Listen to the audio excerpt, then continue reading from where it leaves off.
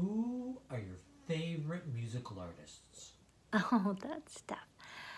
Um, when I was 13, um, I had three albums, not mine, lent to me by a friend. I didn't have any money when I was 13, and few people my age did. But I had a Gordon Lightfoot album that had If You Could Read My Mind on it, and Love's Return, and some other beautiful ballads and music, and Simon and Garfunkel's Bridge Over Troubled Water, and Leonard Cohen's Songs from a Room, which is what made me buy the book I mentioned earlier, Songs from a Room. And bear in mind, I was a very serious classical musician at that time, and I just admired these people as artists, and I loved what they did. And I still had my violin, and being 13, I still had it for about another year. And I just listened to their music and loved it. Just loved it. Loved all of them. And never in my wildest dreams did I imagine that I'd ever be part of their world, which is kind of like, it's another world. It's not classical. You're not at music school. You're not being taught by Itzhak Perlman, Yehudi Menuhin. I don't honestly know the names of some of the most famous people that came to teach us, and I'm ashamed of that, but I didn't know who they were. A lot of my contemporaries did know who they were, but then they had parents who actually had ambitions for them. I didn't even have ambitions for myself. And so I'm not blaming my parents, but I just loved music, and I was sent from our school. We spent half the year at school, the other half of the year at music school, where you just played again, involuntarily this time, until your fingers were bleeding, and they made you put them in witch hazel at night so that you could play again the next day. I was also in the chamber orchestra, by the way, there, which means the four of us out of the 30 odd from all of Scotland who were sent to this school for half the year. And so that was my world. But then these artists, I loved them. I loved what they did. It's just like you would admire a painting or a sculptor or whatever else. Never dreamed that they would actually become, that I would meet Gordon Lightfoot. And Leona introduced me to Gordon because she got her start because Gordon fell in love with her image and her sound, her talent, her gift. But also, she was very easy on the eyes, and she wore this white, looked like a wedding dress. And he said, I remember because I saw it on the television, if you've seen he says, anything that looks any more like an angel, than this lady that I'm about to introduce. He said, you let me know because I won't believe it, And so he was very impressed with Leona. And so she had given him, unbeknownst to me, again, a couple of my tapes, which is how, my whole life was gone. But he invited me to play at his house and to come to the annual concert that he gave at Massey Hall at that time. So he reserved a guest seat for me along with Leona and the fellow she was seeing at that time. And so we went. And then I was escorted backstage, and I was in this room with Gordon all by myself, with my guitar and his guitar. And I had written a song and recorded it recently, and I had it on my Discman. I think that's what we had at that time. Those were the hip thing to have. And no, couldn't have been on the Discman. It was a cassette. So the cassette recorders, it was even more archaic. There you go.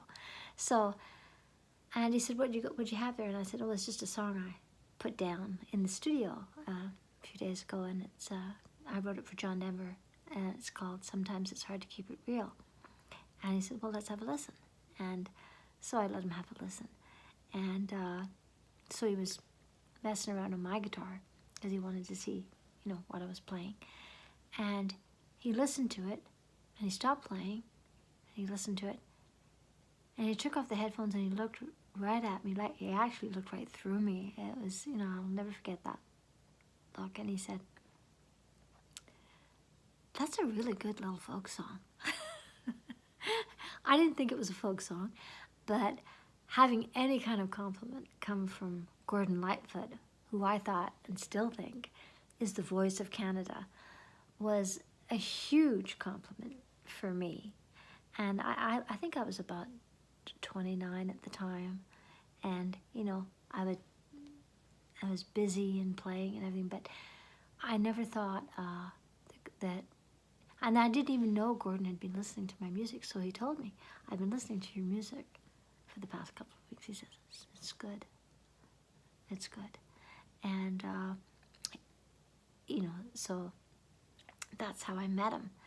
And I've always been a huge fan ever since, but it just seems so, I never thought about it at the time, that I was meeting him and everything, but when I got home later that night, I thought about being 13, and I thought about Leonard Cohen and Paul Simon, whom I've seen Paul Simon and Bob Dylan play together, but I didn't bother to go backstage in that, but I would love to play with Paul Simon, and for that matter, Bob Dylan. I haven't played with either one, but I never imagined that I would be part of that world, let alone make friends with Gordon.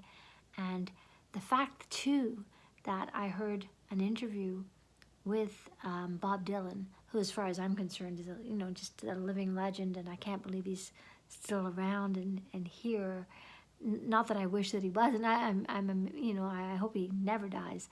But he said that one of his three favorite, he mentioned his three favorite artists, and Gordon Lightfoot was first. And then he said Chris Christopherson, who is one of my favorites too. And I don't remember the other person, but I honestly don't think Gordon knows this. And I really ought to call him and ask him if he knows this, because I think he'd love that. Because he's that's what struck me about him the most. His music was beautiful. The concert was fantastic. He is a phenomenon. And he is Canada's voice. But he's such a humble, shy, beautiful human being, and I wasn't expecting that, because many of the people I met were pretty sure of themselves, or not that there was anything wrong with them, or, but they were comfortable. And Gordon was never sure that the sound was right. And I heard him asking Leona, "How was the sound?"